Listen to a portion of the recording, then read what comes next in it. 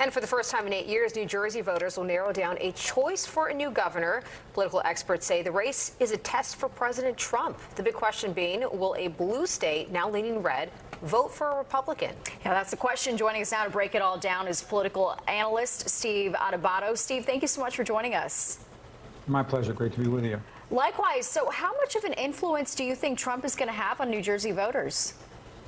Huge. I mean, the Republican candidates all wanted Trump's endorsement. Jack Ciattarelli, the leading Republican in this race, got that endorsement.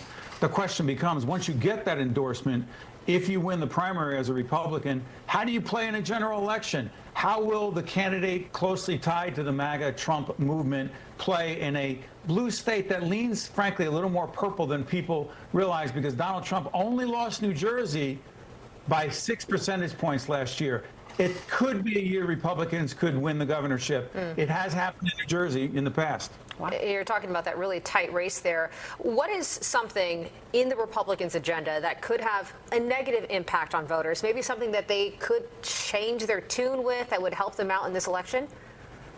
You know, President Trump keeps saying, you know, prices are not going to go up. Inflation is not up. Everything's fine. If in fact prices increase, if in fact people are paying more for what they bought during the Biden administration, the bottom line is this: the Republican candidate for governor is going to have to, on some level, either deny that or can disconnect themselves to Donald Trump, because the bottom line is this race is largely about Trump. Also, immigration, mass deportation, Medicaid, Medicare, Social Security. You put it all together, this is largely about Trump and who the Democrat will be to succeed Governor Murphy. Yeah, certainly a crowded field here. What are the polls showing, and anything that jumps out and surprises you? The reason polls are so goofy, frankly, is people don't even know who these candidates are. You have 6 Democrats running. Not many of them have any name recognition. Mikey Sherrill, the congresswoman, is out front. But Ras Baraka, you just reported on him. People know who Ras Baraka is because of that arrest, if you will, by the ICE folks. I don't know who wins that race, but I'll tell you this. The Dems are divided. Mikey Sherrill is a more moderate Democrat. Ras Baraka is more left, if you will. If the Democrats nominate a more progressive, left-leaning liberal candidate, it's going to be interesting to see how voters who are more moderate in New Jersey decide to vote in November. You mentioned Ras Baraka. He filed that federal lawsuit today against interim U.S. attorney for New Jersey. Your thoughts on this whole, for some people might say it looks like a show.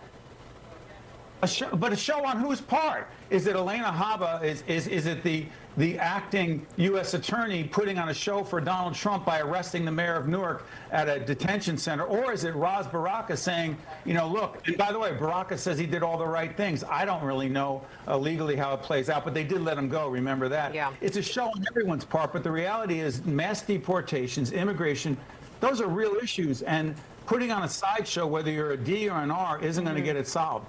Yeah. All right. Steve, thank you so much. We appreciate it. My pleasure.